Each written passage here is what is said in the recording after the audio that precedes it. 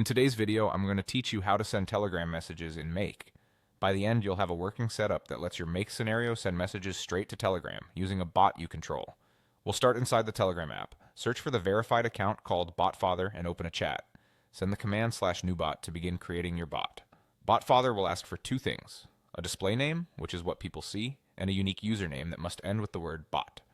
Once you confirm those, Telegram will generate an API token for your new bot. Copy that token and store it somewhere secure because you'll paste it into Make in the next step.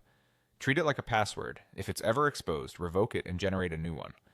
Now switch over to Make. Open the scenario where you want to send messages and click the plus icon to add a module. Search for Telegram bot, then select the action called Send a Text Message or a Reply. You'll be asked to create a connection. Click Add, give the connection a clear name so you recognize it later, and paste your bot's API token into the token field. Save the connection and Make will confirm that your bot is ready to send messages. Next, you'll need a chat ID. This is the numerical ID for the conversation where the message will go, whether that's your own chat, a private user chat, or a group. Once you have that number, paste it into the chat ID field in the module.